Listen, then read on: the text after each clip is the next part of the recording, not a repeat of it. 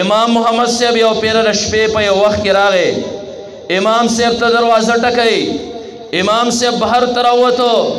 هغه ماشوم امام محمد صاحب تپوس کوي،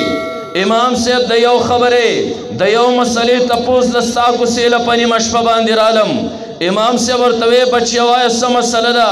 وی مسله راته دا وکړه، یو نابالغه ماشوم بچی دی، په دغې نابالغه ماشوم بچي خو مونځ فرض نه دی،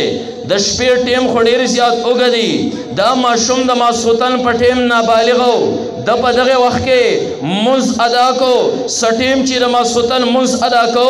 دی خو بلوغت ته نه ورسېدلی، په ده باندې خو مونځ فرض نه و، د شپې په سیسه کې دی بلوغت ته ورسېده، ماسخوتن ټیم خو تر سهاره پورې اوس هم باقي دی، هغه د ماسخوتن هغه مونځ کافي دی، ځکه هغه خو نفلي مونځ فرض نه و، که دی به بیا د ماسخوتن هغه مونځ دوباره کوي. امام صاحب ورته وی هغه ټیم یې نفلي کړی، دی به اوس فرض مونځ دوباره ادا کوي، ځکه ټیم لا موجود دی، سهاره پورې ټیم شته. امام بني پر رحمت الله علیه وایي کم ماشوم بچي چې زما د مسلې تپوس وکړو، ما جواب ورکړو، جواب نه وروسته هغه ماشوم لاړ د جومات په یو ګټ کې ودرېد او مونځ یې وکړه، ما ته پته ولګېده د خپل ځان دپاره مسله تپوس سره زما زړه کې دا رالل، دې ماشوم له به الله لا مقام ورکوي، الله به یې د مستقبل لوی هستي جوړوي. ما یو ورځ ولیدل دغه ماشوم بچی امام محمد صاحب زما خواله راغی، ما ته امام صاحب ما په خپل درس کې کېنوه، زه علم حاصلول غواړم،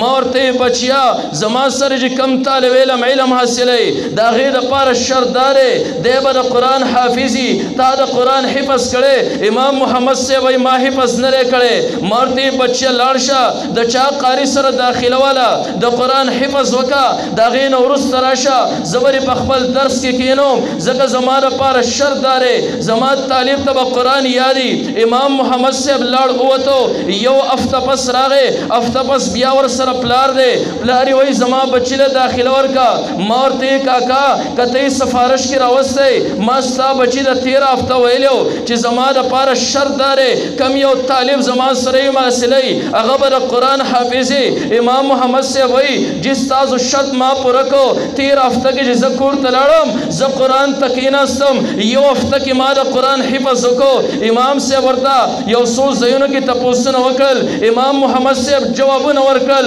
پته ولګېده مسلمانه د قرآن ذمواري د حفاظت الله غستی ده، ځکه یو هفته کې دومره لوی کلام الله د ماشومانو په زړونو کې دننه لیک ګټولو. الحمدلله قرآن نوم د الفاظ او د معنیو د دواړو، الله د قرآن د معنیو هم حفاظت فرمایلی، الله د قرآن د الفاظ هم حفاظت فرمایلی. الله رنگ رنگ طریقې سره د دې لپاره اسباب مهیا کړي چې د قرآن الفاظ او د قرآن معنی دواړه چې نو دا محفوظ شي. نن دنیا کې څوک قائل نه دی د دې خبرې چې 1400 کاله مخکې کم قرآن و اوس هغه قرآن باقي پاتې نه دی، 1400 کاله مخکې کم الفاظو هغه الفاظو کې کمې زیاتې شوې دی. څوک د دې خبرې قائل نه دی سوا د شیعګانو نه. د شیعګانو عقیده دا ده چې قرآن په نبی علیه الصلاة والسلام باندې کم نازلو، هغه 40 سپارې اوس 10 سپارې پاتې دي، او هغه 10 سپارې دا شیخینو حذف کړي ختمې کړي دي، په کومو کې چې د اهل بیتو تذکره او صفات راغلیو. موږ وایو قرآن باندې خو تاسو دروغ وایئ چې قرآن 40 سپارې 10 سپارې چې نو دا شیخینو ختمې کړي، کم کې چې د اهل بیتو تذکره راغلی وه قرآن باندې دروغ وایي. خو د دروغو نه وړاندې وروسته له ګورئ چې زما دروغ ځای نسی او که نه نسی. الله خو فرمیل انا نحن نزلنا الذکر و انا له لحافظون، من قرآن نازل کړی دی، الله فرمیل من د دې حفاظت کوونکي یو. وستاسو دا وی چې قرآن 10 سپارې پاتې دي، 10 سپارې غیر محفوظ دي، شیخینو ختمی کړی دی. منګ وی رب فرمیل منګ نازل کړی، حفاظت یې منګ کو. تاسو چې کله قرآن باندې دا الزام وتړو، دوو خرابیانو کې یو خرابي به خامخا راځي، یو خرابي به خامخا لازمیږي. یا به الله د وعدې خلاف ورزي کوي، یا به الله عاجز ګرځي د قرآن د حفاظت نه دې دواړو خبرو کې به یوه خامخا لازمي او دلیل د ملازمې دارې الله فرمیل ما نازل کړی الله فرمیل مونږ د حفاظت ذمہواری اغستې ته غیر محفوظ هغه دور کې 40 سپارې دې دور کې 30 سپارې مونږ دلیل د ملازمې دا چې رب یا قصدن عمدن د قرآن حفاظت نه کړي الله به د قرآن حفاظت نه کړي لس سپارې به د دین شیخینو ختمې کړي بیا خو د رب په باره کې دار علل دا خبره لازمه شو چې رب د خپل وعده خلاف ورزي کړې ده ذکر رب خو د حفاظت ذمہواری اغستی وا او کتوی چې نه رب د وعده خلاف ورزي نه کوي دا غیب باوجود لس سپارې غیر محفوظ ختمې لري منګوي دا خو دا الله په ذات کې تعجز راوسته ځکه الله د دین عاجز او چې د حفاظت ذمہواری اغستی وا او بیا شیخینو لس سپارې ختم کړي 40 سپارې 30 لراله بیا خو چونکه الله عاجز لري دا دوانه خرابیان لازمیږي لګ مخ کې ورسته ګورا قرآن باندې الزام لګوا خو لګ دې خبرې ته ګورا زماره الزام او دروغ زه نسی او کنه نسی الحمدلله الله د قرآن د حفاظت ذمہواری اغسته څنګه چې 1400 کال مخکې ډېر سپارې قرآن نن 1400 کال ورسته هم هغه ډېر سپارې قرآن نه یو حرف نیمګړی نه یو حرف سیوا نه یو کلمه نیمګړی نه یو کلمه سیوا نه یو زبر زیر سیوا نه یو زبر زیر پیش چې کم دینو دا کم نه یو نقطه سیوا نه یو نقطه چې کم دینو دا کم او نه څوک د قیامت د ورځې پورې داسې چې کم دی طاقت لرلی شي چې قرآن کې یو نقطه هم دا نیمګړې کړي الحمدلله بیا د قرآن الله د حفاظت ذمہواری اغستې وه رنگ رنگ اسباب الله وجود ته راوستل د نبی علیہ الصلوۃ والسلام د خلفای راشدینو په دور کې الله په دې طریقه قرآن محفوظ کو چې هغو ته زړه کې ور واچول چې قرآن د نبی علیہ الصلوۃ والسلام په دور کې نازلېدو خلکو به زبان قرآن حفظ کو نن راشي دا قرآن چې رینو صحیفو ته منتقل کړي مصحفونو طرف ته منتقل کړي الله د هغه خلفای راشدینو زړه کې دا ور واچول الله کتابي شکل کې محفوظ کو یو د حفاظت طریقه دا او د ټولو نه اعلی او مؤثر طریقه د قرآن د حفاظت هغه نن الحمدلله ستاسو را بچیری او دلیو دا سینی دي قرآن نه علاوه دنیا کی یو کتاب څوک نشي پیش کولی چې هغه یو کتاب د اول نه تر اخره پورې دا انسان ته یادي داسې یو کتاب څوک دنیا کې نشي پیش کولی هغه صرف یو د قرآن معجزه را چې د الف لام میم نه والناس پورې ماشوم دا قرآن حفظ کی او بیا تراو کې مخ کې ودرېږي الف لام میم نه والناس پورې قرآن ورسوي الله د حفاظت ذمہواری د پاره مختلف اسباب وجود تراوستل لوی مؤثره هغه سبب چې ستاسو د بچو دا سینې دي الله په دې کې قرآن دنه محفوظ کو نن موږ اغیارو له چیلنج ورکو اے اغیارو په هر دور کې تاسو د قرآن په خلاف باندې لاسونه پورته کړی تاسو قرآن د صفحو نه لرکولی شئ قرآن د مصحف نه لرکولی شئ قرآن کتابي شکل تاسو ختمولی شئ نن الحمدلله زما د ماشوم بچي په دغه یو موټی زړه کې دننه قرآن چې کوم دی دا په غوښه باندې له پاسه لیک دی د هغې نه به یې څنګه لرکې ټولو الحمدلله الله د دې ماشومانو دا سینې چې دی د قرآن دپاره ظروف ور وګرځول قرآن دنیا کې درې پیرې چې دی عالم کفر د دې قرآن په خلاف باندې لاس پورته کړی دی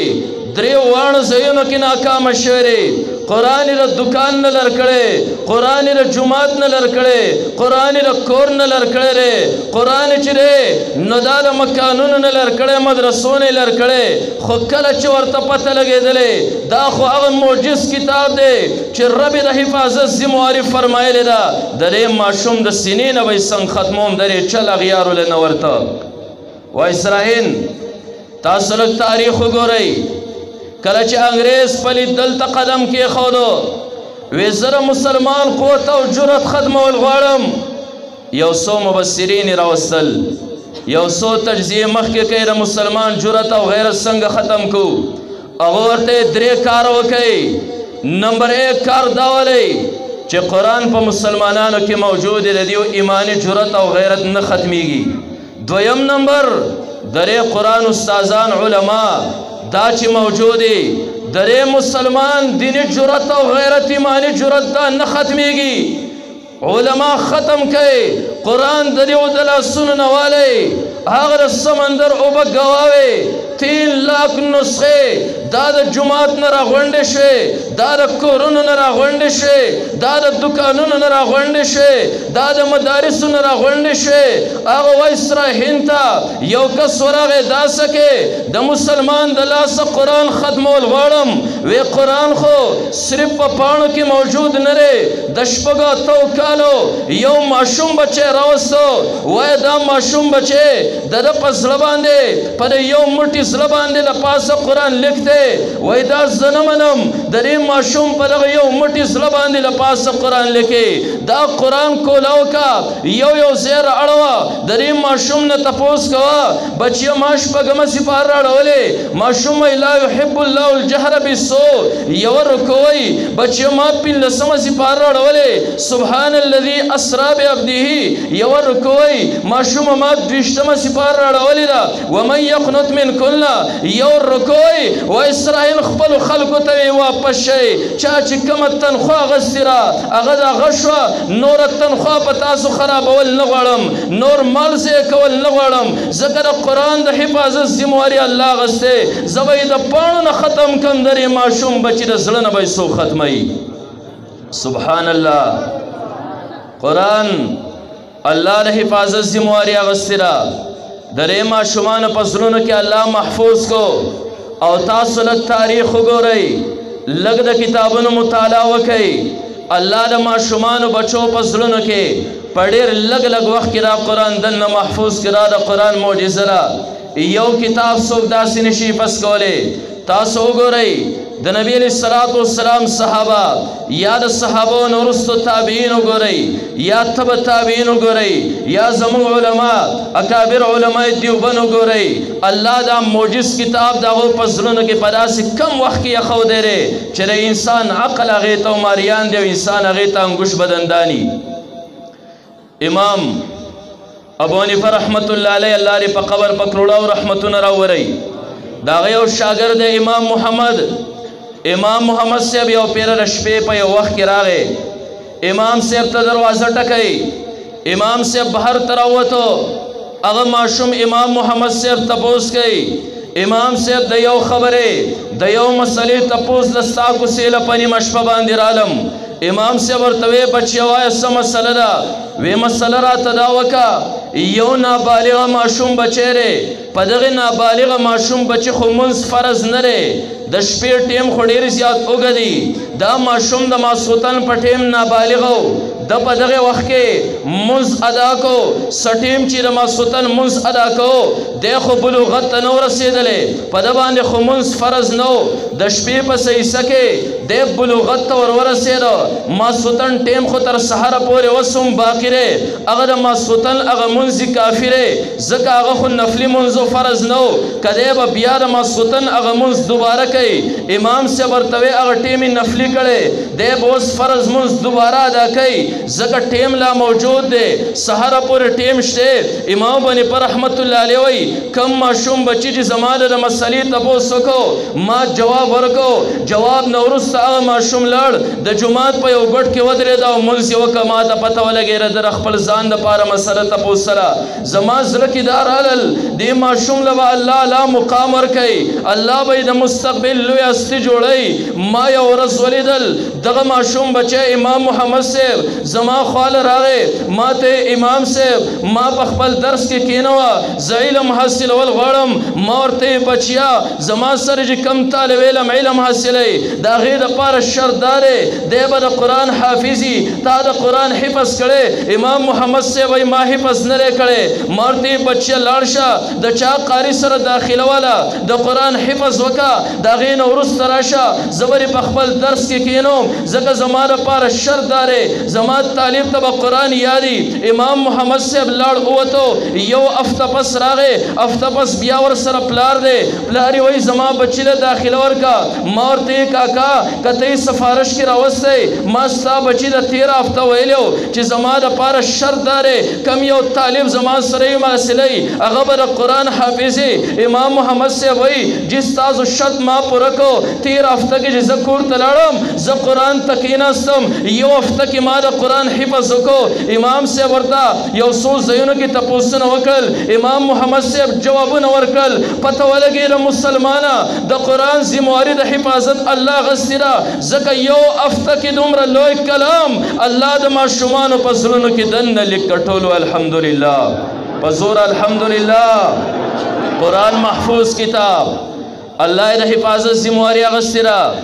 امام شافعی رحمت الله علیه، محمد ابن ادریس الشافعی رحمت الله علیه نوم تاسو اورېدلی دی. دومره لوی کلام څوک یو مضمون یا یو صفحه داسې په ګرنټۍ سره نشي یادولی چې زه به په دې کې بالکل غلطي نه کوم، حروف په ځان نه ویم، کلمات په نه کموم او نه زیاتوم. او که یو طالب علم یاد هم کي دی موږ له دا ګرنټي نشي راکولی. زه کاله پورې هغه مضمون یاد وساتم. قرآن ته لږ وګورئ، قرآن دومره لوی کتاب، دومره لوی حجم، خو چې الله د حفاظت ذمواري واغسته. الله زمونږ د دې ماشومانو بچو دا سینې او دا زړونه د دې قرآن دپاره ظروف وګرځول. الله په دې کې دننه محفوظ کړل. نن اغیار که زور لګئ د دې ماشوم د سینې نه دا قرآن نشي بهر کولی. په دې وجه امام شافعي رحمت الله علیه قرآن ته کېناستو، حفظ یې شروع کړو. یو میاشت چې کله تېره شوه، 10 ورځې کله تېرې شوې، امام شافعي رحمت الله علیه قرآن زبانی یاد کو او داسې پوخ یاد کو. امام شافعي رحمت الله علیه با روزانه بیا په یادو یادو د قرآن یو پیر ختم کو. دا قرآن معجزه الله د ماشومانو بچو، د وړوړو ماشومانو بچو په زړونو کې دننه لیکه. اغیارو ما د حفاظت ذمواري اخیستې ده. شیعګان اعتراض کوي چې د قرآن ذمواري خو الله اخیستې ده. منګ دا منو چې الله فرمایلی انا نحن نزلنا الذکر و انا له لحافظون. تاسو خو یې سنیانو په منګ دا اعتراض کوئ چې کله تاسو وایئ قرآن 40 سپارې نو 2 خرابیانې لازمیږي، یا به الله خپله وعده ماته کړي، یا به الله چې کم دی نو کمزوری د قرآن د حفاظت نه راغلی. شیعګان وایي جواب شته زمونږ سره. منګ وایي جواب ورکئ، ستاسو جواب په څومره اوبو کې دی. زمونږ سره جواب دا دی چې الله د قرآن د حفاظت ذمواري اخیستې، خو په لوح محفوظ کې اخیستې، په ځمکه باندې نه. دا د یو مشهور جواب د دغه اعتراض دپاره. الله د حفاظت ذمواري اخیستې، په لوح محفوظ کې اخیستې، په ځمکه باندې نه. موږ وایو په غبرګو ړانده شئ. الله وفرمیل انا نحن نزلنا الذکر، موږ نازل کړی دی دا ذکر. نازل هغې ته وایي چې اسمان نه دنیا ته راغلی، لوح محفوظ کې چې پروت هغه نازل شوی نه و. د دې دنیا را قرآن کم چې د له پاسه نازل دی، الله د دې د حفاظت ذمواري اخیستې، الله محفوظ کړی دی. دیو بل جواب مخکې کا ورته وی که ستاسو خبره سنیانو ومنلی شي چې قرآن الله نازل کړی او په ځمکه باندې د حفاظت ذمواري اخیستې ده، بیا د دې نه دا قرآن مراد نه دی کوم چې جوماتونو او مدرسو کې دی. هغه قرآن ته مراد دی کوم چې د امام مهدي سره په غار سرمن کې پروت دی. د قیامت ته نږدې به امام مهدي صاحب راوځي او هغه قرآن به راوړي. موږ وایو دغه غار خو ستاسو خپله وضعه ده، دا خو ستاسو هسې خیالات دي. دغه غار باندې خو نه قرآن کې څه دلیل شته، نه په احادیثو مبارکو کې څه دلیل شته. او که چېرته دا خبره تسلیم هم شي چې په هغه غار کې الله د حفاظت ذمواري اخیستې، یو څیز چې په غار کې دننه د هغې د حفاظت دپاره بیا ضرورت سره حفاظت خو هلته کېږي چې کوم ځای کې دشمن موجود دی، دشمن خو د ځمکې په مخ او دین باندې موجود دی، هم د دې قرآن د حفاظت ذمواري الله اخیستې ده. زمونږ د ماشومانو دا سینې د دې دپاره ظروف ګرځولي دي. حجاج ابن یوسف ته یو پیر یو عیسائی راغی، عیسائی ورته وایي حجاج ابن یوسفه ستاسو علما په منبر باندې کېږي، په سټیج باندې دا بحث کوي چې زمونږ قرآن محفوظ دی او زمونږ کتاب ته انجیل ته وایي چې په دې کې تاسو ترمیمات کړي، تحریفات یې وکړي دي. زما سره په دې باندې بحث وکړه. تبا یا قرآن تا هم تحریف شده وی و یا با زمان کتاب تا هم محفوظ وی. حجاج ابن یوسف ورتوی صحیح دا زستا سر قولی باس نکوم، زستا سر یو فعلی مناظره کول غواړم. هغه دا ده چې خپل انجیل راواله، په انجیل کې د آیتونه ګډوډ کا، د انجیل نه څه کلمات بهر کا، څه پکې دننه خپل ور داخل کا. زه به قرآن بیا هم راوالم، زه به د قرآن نه کلمه نه لر کوم، زه به د قرآن نه آیت نه لر کوم، زه به رکوع سپاره نه لر کوم، زه به د هغې نه صرف یوه نقطه لر کوم. پرې بعد لاندې چې کومه نقطه یې موږ ورته پښتو کې ټکی وایو، او بیا به یې بهر خوره کو. موږ به ګورو چې ستا د هغې غلط شده انجیل سره د عمل راځي، زما د هغې تحریف شده یوې نقطې سره د عمل راځي. انجیل پادری ولیکو، کال تیر شو، ځای په ځای غلطیانې راوستې، چا هم د غلطۍ نشاندهي ونه کړه. حجاج وی دومره زمانه تیره شوه، تا ته چا هم د دې ونه وی چې تا په دې ځای کې غلطیانې کړې. پته ولګېده انجیل د مخکې نه د غلطولو سره عادت دی. اوس د دې نه اخوا به زه قرآن کې یوه نقطه صرف لر کومه، زه به سوچ کوم چې د کوم ځای نه نقطه لر کم. حجاج قرآن ګوري، زه د کوم ځای نه نقطه لر کم. 14مه سپاره کې الله تعالی د حضرت خضر علیه السلام او د حضرت موسی علیه السلام تذکره کې علماء نه تاسو تفسیرونه کې اورېدلي دي. انطاکیه یو علاقه وه، هغه علاقې ته حضرت خضر علیه السلام موسی علیه السلام رالل. الله وفرمیل د دې علاقې والا نه ډوډۍ طلب کړه، خوراک یې دې طلب کړه. فابوا ان یضیفوهما، علاقې والا انکار وکړه چې د یو میلمستیا وکړي. حجاج سوچ کوي، فابوا علاقې والا د میلمستوب نه انکار وکړو. حجاج وی فابو نه به دا 12 ټکې وران کم، له پاسه به 2 ټکې ولیکم، فاتو به تې جوړ کم چې خوراک یې ورله راوړ. نن قرآن کې صرف دغه یو د باد لاندې نه نقطه ورانه شوه، 100 نسخې ولیکلی شوې. حجاج وی ما خورې کړې، سحر وختي رمز نه پس زما دروازه وټکېره. کله چې دروازه وټکېره زه بهر ته ووتم، یو قاري د قرآن بهر ولاړ دی، ورسره خپل مقتدیان دي. حجاج وی زه هغه حجاج یم، 1,20,000 کسان ما قتل کړي، ما لوی صحابه شهیدان کړي. زما په زندګۍ کې د خوښې مشغله دا وه چې زه انسان له توره راوتړم، د هغه په جسم باندې وینه ښکته راورغړي. ما ته به خلکو لارې بدلولې، زما نوم به چاوغس حجاج راغې، خلکو به لارې بدلولې، منډې به یې وهلې. په زندګۍ کې چې زما سترګو کې چا سترګې راچولې، هغه هم دغه د قرآن حافظ. ما ورته وی سله دومره وختي رالی، ما ته وی حجاجه ستا طرف ته څه نسخې منسوب دی، تا د فابو په ځای باندې فاتو لیکلی دی. شا به خپله صفایي بیان کا، که ستا نه غلطي شوي د رب نه هم معافي وغواړه، موږ دې هم معاف کوو. حجاج که قسم د قرآن کې تحریف کړی، ستا ګریوان ته لاس ته راچوم، ستا نه د قرآن بدل اخلم. حجاج وی ما د هغه قاري ملا وټپوله، ما یې قاري صاحب لږه حوصله وکړه. یو پادري راغلی او هغه پادري ما ته را خبره مخکې کړې وه چې یا به قرآن ته تحریف شده وی، یا به زمونږ انجیل ته هم صحیح وی. ما ویلو تاسو انجیل غلط کوئ، زه به قرآن کې یوه نقطه چې دی نو دا غلطوم، د هغې سره د عمل راځي. یو کال کې د انجیل سره د عمل رانغې. نن الحمدلله پرون ما د قرآن په هغه نسخه کې د یو با په ځای باندې تا لیکلې وه، سهار وختي تا زما کوڅه کې سترګو کې سترګې راواچولې. قاري صاحب مبارک شه، ما مناظره وګټله، خبره ما دې پورې کوله دا محفوظ کتاب دی، محفوظ کتاب. وزر اعظم واقعات په دې باندې ډېر موجود دي چې الله د قرآن په هر دور کې حفاظت کړی دی. زر اعظم دې خبرې له کله چې قرآن محفوظ وګرځېد، ای مسلمانه د دې محفوظ کتاب سره پناه واله تاله به هم حفاظت درکړي. یو کس هغه ته خطره تا ورته زمونږ پلانے کلی دی، هغې ته راشه زمونږ کلی محفوظ دی. د دې خبرې مطلب دا دی چې هلته کې به ته محفوظ یې. کله چې قرآن محفوظ دی، قرآن چا هم په سینه پورې ولیو، چا پر 6 فوټه بدن کې د قرآن احکامات او تعلیمات راوستل، چا غم او خالې ته قرآن داخل کو، چا د خپل بچي سینې ته قرآن داخل کړه، ټول محفوظ وګرځېدل. یو دور کې یو عیسائی دی، یو لاس کې قرآن نیولے ہندوستان کې، بل لاس کې انجیل نیولے دی. هغه پادری مسلمانانو ته وی یو شاړ کور ته راغونډ شي چې هغې کې څه نه اوسېږي څوک نه اوسېږي. زه تاسو ته نن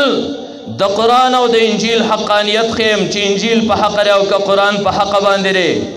هغه پادري چې دی هغه پادري خلک راغونډ کړل، اور یې ولګو، د اور په کناره باندې چې دی نو دا هغه ودرېده. په هغه دور کې لوی عالم موجود دی. هغه لوی عالم چې کوم دی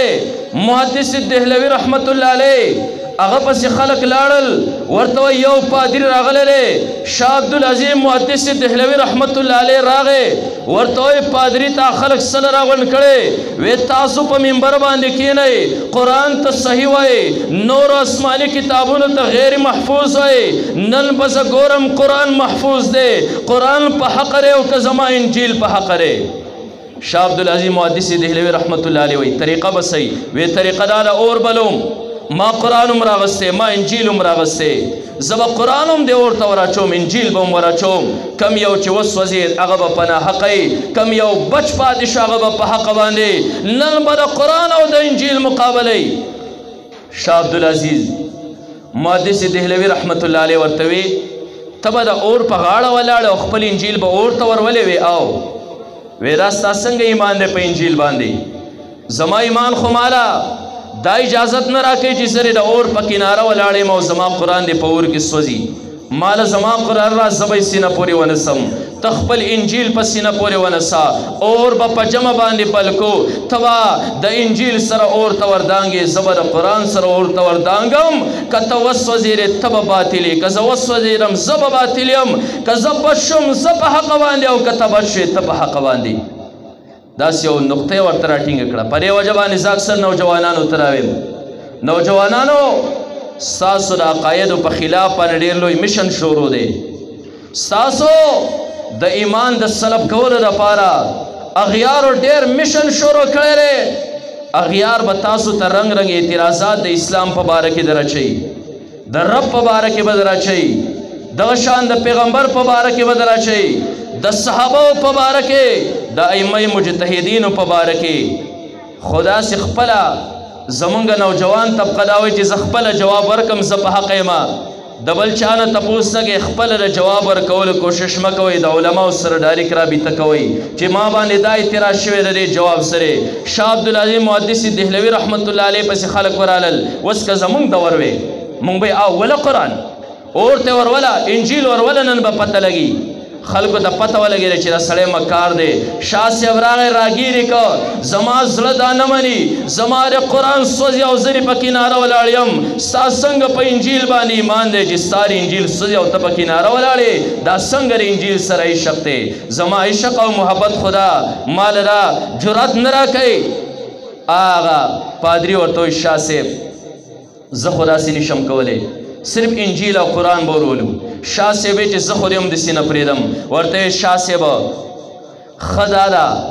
چې زه یو فرد یم تا ته تسلیم شم، که زه نه تسلیمېږم تمام عیسایت په اسلام کې داخلېږي، زه به خپل شکست ومنم. شاه صاحب ورته ویې څنګه؟ ما د انجیل یو قسمه مساله تاو کړې وه، یو قسمه کپړه مې تاو کړې وه چې په هغه په اور کې نه سوځېده. ما په قرآن نه هغه مساله او کپړه نه وه تاو کړې. زه په دې باندې مطمئن یم چې زما انجیل به دا مساله بچ کړي او قرآن به وسوځي. شاه صاحب الله دې په تا رحم وکړي، زه دې په داسې نقطه کې راګیر کړم. قرآن محفوظ کتاب دی، منګې هم منو. هغه رب چې ابراهیم علیه السلام 40 ورځې په اور کې دلنا هغه محفوظ ساتلو. نن که ما اور ته وردنګلې، نن که تا اور ته وردنګلې، هغه د ابراهیم علیه السلام رب نن پر اور کې ته بچ پاتې کولې. زه سره د انجیل اسکر وټکولم. تمام انجیل والا، تمام انسانیت، تمام عیسایت دا چې نو په دین اسلام کې داخلي دو، زه یو فرد ما خپل شکست تسلیم که چې ما په انجیل مساله لګولې وه. په دې وجه مسلمانانو الله داسې یو مضبوط کتاب درکړی دی، دا کتاب د سینې سره ولګوئ، تاله به هم حفاظت درکوي. او ورځې ما یو کتاب کې یو واقعه لیده، یو کس دی چې کم په دې پاکستان کې د ړندو اولنی سکول ایجاد کړی، هغه یو خپله کارګزاري او واقعه بیانوي. امریکا کې یو طالب علم هم سټوډنټ هم زمونږ چې کومه یونیورسټي وه هغه یونیورسټۍ کې لوی لایبرري لګېدلې ده او زمونږ استادانو به پاکستاني خوراکونه اکثر خوښول ځکه هغه دور کې چې کم وخت کې زه سټوډنټ وم هلته پاکستاني هلته که ډېر زیات نه نو ما به کله کله دا د چوټۍ په شپه باندې خپل استادانو له دعوت ورکوي او پیره مې د هغه لایبرري هغه څوکیدار له هم دعوت ورکړ استادان رخصت شول ما د لایبرري د څوکیدار نه تپوس وکړ چې زه راغلی یم ستا دلته ډیوټي راته را کم وخت نه وي وی زه د هغه زړې لایبرري باندې عمر هلته کم وخت چې زړه لایبرري وه ما یې زړه لایبرري کم ځای کوي تا ته پته نشته ما وی نه وی دلته کې د دې په خوا کې یو بله زړه لایبرري وه یو پیره اور ولګېد کله چې اور ولګېد لوګي شو چاپېره خلکو طلباو یونیورسټۍ نه بهر منډې کړې زمونږ سره یو جرأتمند طالب علم هغه وی په دې لایبررۍ کې خو ډېر نوادرات پراته دي ناشنا کتابونه دي د دنیا له ګوټونو نه موږ راغونډ کړي دي دا خو قیمتي کتابونه دي زه وردانګم دې اور ته او که په منډه راسې لاړ شم نو شاید ما ته اور ونه لګي دننه لوګي دي که یو کتاب پر لاس کې را بچ کم نو هم لوی غنیمت دی موږ ورته وی خراب به شوی نه ور منډه کوم کله چې اور ته لګو ته ور ودنګل د ده په لاس کې یو کتاب بهر ته راغی کله چې هغه کتاب بهر ته راګزار کو د ده سترګې لګو وهلې دی کېناستو خپلې سترګې داسې مني موږ چې کله هغه کتاب راوچت کو هغه د مسلمانانو قرآن و زه تر اوسه پورې اریان په دې باندې یم په دې د پاسه خو دلۍ د کتابونه وه لایبررۍ کې خو ما قرآن د ټولو لاندې ایښودی و چې رب د الله څنګه دې کتاب ته وررسولی او د اور نه یې رابچ کړی دی راشه نن هغه کتاب هم تا ته ښیم هغه طالب علم یې زه ورغلم شیشه کې قرآن بند کړه او له پاسه یې پې لیکلي انا نحن نزلنا الذکر وانا له لحافظون اے مسلمانه دا محفوظ کتاب دی الله یې په اور کې بچ کوي ولې که دا کتاب ستا پر سینه کې الله به ستا جسم په اور باندې وسیږي دا زنیم جناب محمد رسول الله صلی الله علیه وسلم فرمایي چې که قرآن په سرمن کې بند کړی شي اور ته ور واچولی شي اور به یې نه سیځي محدثینو لیکلي دي شارحینو لیکلي چې د سرمنې نه مراد د انسان سرمن ده یعنې که د دې انسان په زړه کې قرآن دننه محفوظ شي اور یې نه سیځي نن الحمدلله ثم الحمدلله پرې د الله شکر ادا کوي چې ستاسو دې ماشومانو بچو دا قرآن چې دی نو په خپله سینه کې محفوظ کړل انشاءالله دوی هم محفوظ شول والدینو تاسو ته هم خوشخبري تاسو هم محفوظ کړئ قبر د عذابه هم د دنیا د مصایبو نه هم انشاءالله د قیامت په ورځ باندې نن چې ستاسو د دې بچو دستربندي وشه ستاسو دستربندي لا پاتې رهي انشاءالله د قیامت په ورځ باندې به ستاسو دستربندي کېږي د پلانې حافظ پلار دې راشي دستار نن ستاسو ری بچو ته کپڑے ور وتړلی شو د قیامت په ورځ ستاسو دستار به د کپڑې نه د الله حبیب وفرمیل د سرو زرو د تاج به د الله حبیب وفرمیل هغه د سرو زرو تاج که چېرته کې د دنیا ته راکوشي د نور د رڼا نه به رڼا تیزوي نور نن پوره دنیا له رڼا ورکوي کله چې نور هم یو انسان له ورکوي کور ته ویسا کله چې داسې تاج چې د نور د رڼا نه تیزه رڼا ای مسلمان د قیامت په ورځ به ستا څومره اعلی دستربندي نن دې بچو تاسو له دا وګټل نو خبره ما دې پورې کوله قرآن محفوظ دی د دې قرآن سره تاسو ټول ځان محفوظ کوئ خپل بچي هم د قرآن سره کېنوئ خپله هم راشئ د دې علماو نه سبق وایئ چا ناظرولې حفظ شروع کوئ حسین احمد مدني رحمت الله علیه الله دې په قبر په کروڑاو رحمتونه راوړئ زمونږ د اکابرو علماء دیوبند مثالونه پراته دي قرآن چونکہ معجز کتاب دے محفوظ دے اللہ د ماشومانو سینو کې محفوظ کړي بوډاګانو سینو کې محفوظ کړي یو دور کې انګریز گرفتار کړ انګریز د مالټا جیل ته ور واچو حسین احمد مدني رحمت الله علیه په جیل کې دننه چې هغه دور کې عمر چا 70 سال لیکلی چا 75 سال لیکلی حسین احمد مدني رحمت الله علیه وایي د شاګردان نه خو راوستی شوم راشه د قرآن حفظ مې نه دی کړی حفظ شروع کا د 75 سال په عمر کې دننه په جیل کې دننه د قرآن حفظ وګټول الحمدلله قرآن داسې معجز کتاب مشرانو تاسو هم قرآن ته کېنوئ خپلې زندګۍ په دې کې تېرې کوئ که تاسو له مرګ راغی مرګ به ستاسو د طالب علمۍ د طالب علم شان اوس ټیم کم دی زه تاسو ته بیان کوم چې د طالب علم شان به د قیامت په ورځ باندې صحیح یو طرف ته محمد رسول الله صلی الله علیه وسلم د امت شهید به راوستی شي چا چې د الله د دین دپاره خپله وینه دا توی کړې ده بل طرف ته د دې امت د قرآن او د حدیثو طالب علم به راوستی شي هغه به د خپل پیڼ صحیح صرف کړي یو تله کې به یو طرف ته شهید وینه ور واچولی شي بل طرف ته به د طالب علم د پین صحیح ور واچولی شي الله به د شهید په وینه باندې طالب علم د پین صحیح له چې کوم دی نو وزن ورکي دې کې به یو الله راولي راشئ قرآن ته کښېنئ قرآن عملی کوي خپل نشیز برخاست خپل شپږ پټه بدن کې خپل کور کې غم او خالی کې قرآن راولئ محفوظ کتاب دی ستا به کور هم محفوظ وي ستا به جسم هم محفوظ وي ستا چې کوم دی ستا به د هر قسمه مصایب او آفات و بلیاتو نه چې کوم دی نو دا محفوظ ساتي الله تعالی دې موږ له پر یو څو خبرو باندې د عمل کولو توفیق راکړي و آخر دعوانا ان الحمد لله رب العالمین